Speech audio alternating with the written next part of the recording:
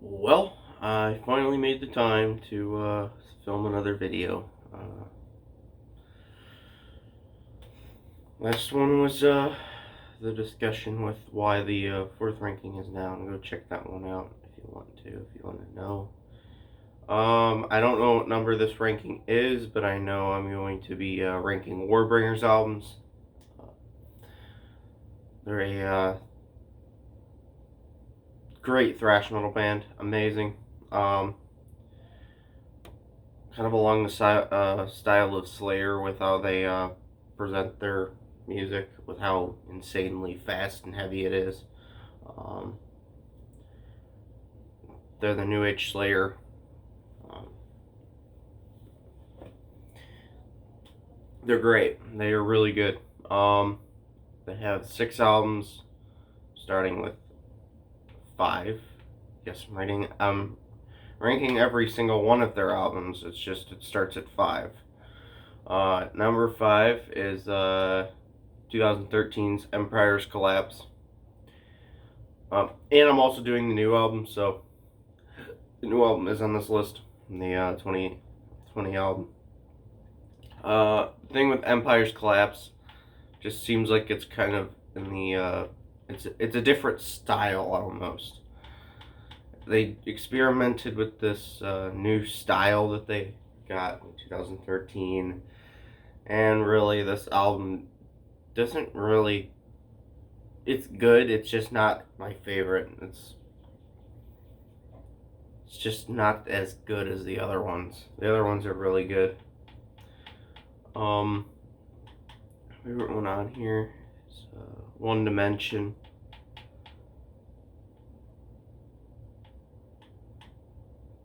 Yeah, and that's mostly it. That's mostly any song I can remember for that album. Number 4, Waking into Nightmares.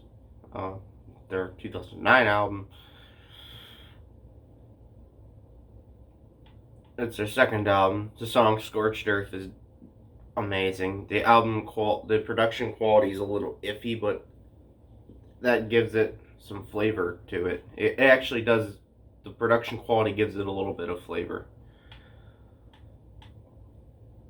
The solos are blistering fast. The riffs are mostly what this album is pretty much perfect. They don't need to change anything for it, except Living in a Whirlwind would be better as the first track, and Jackal would be better as the second track. Switch those 2 tracks around. Living in a Whirlwind is just would be in a good opening song. Then goes into Jackal, which Living in a Whirlwind is much better than Jackal, in my opinion.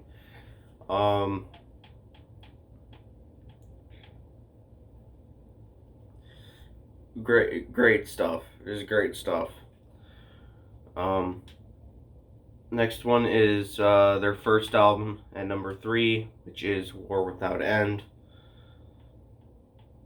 It's definitely a great start. It's one of my favorite debut albums of any band out there.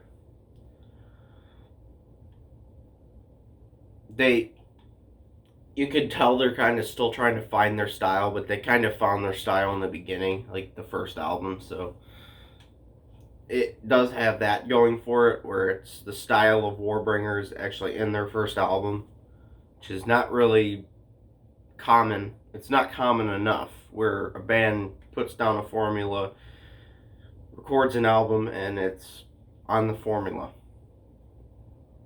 to say. And that brings us to number 2, which number 2 would be Worlds Torn Asunder. Their 2011 song Living Weapon is awesome. Shattered Like Glass is awesome. Wake Up Destroy is awesome. This album kicks ass. This album kicks ass, but it's nowhere near the albums at number 1. Just to say that. Living Weapon is one of my favorite songs they've done ever. Shattered Like Glass is pretty much one of my favorites too. Savagery is good. There's a lot of good stuff. Enemies of the State, another good song in this album. And that brings us to number 1, which is a tie. I can't decide between Weapons of Tomorrow, their 2020 album, and Woe to the Vanquished, 2017. Weapons of Tomorrow does show a new style.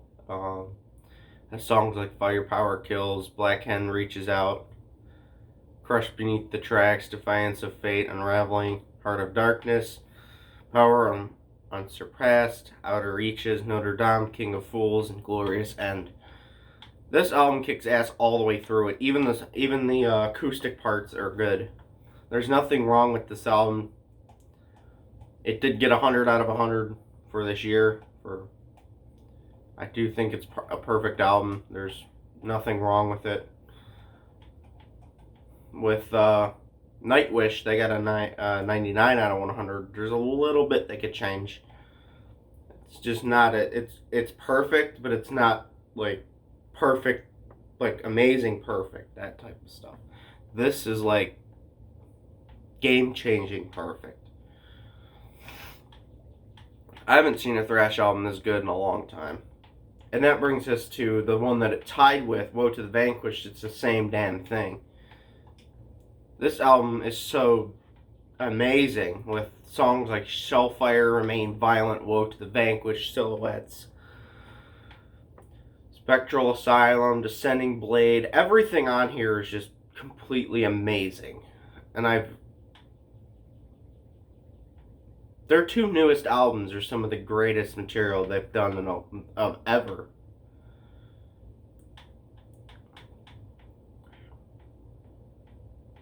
This band amazed me with their 2 newest albums. I just listened to both of them and I just love it.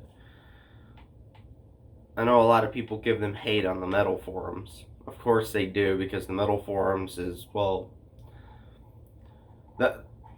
don't pay attention to the metal forums. Never pay attention to the metal forums. They are, well, they live in the past too much. They don't like new bands. They don't like new styles. This is definitely a style change. Per se, it's not the in-your-face thrash, but at the same time it is. It's just a different formula, and the formula works. The formula works for these albums. And When the Guns Fell Silent, that's an amazing ending to an album. And Silhouettes is a great song to start the album off with. Completely 10 out of 10, 100 out of 100. It would have been 100 out of 100 for 2017. So hope you guys like the video. I'm kind of getting back into the sense of doing the ranking videos and album reviews. Finding the time to do these has gotten way out of hand. With this one, I just started listening to the new album. I was like, oh, I should do a ranking with their albums. I do a lot of pauses. I have a lot of weird things where I think. These videos are unedited. I don't edit them because, well, I don't have an editing software, and to get it, I have to buy an editing software, and it's just not worth my time to go sit down and edit a video. And, well, yeah. Next ranking video will either be Dragon Force or Motorhead. I'm thinking about Dragon Force to be the next one, and then Motorhead I'll be working on over a couple months because they have 23 albums. And 23 albums is a lot to listen to. So, in that, I'll see you guys in the next video. I hope you guys like the video, and subscribe and follow my social media pages.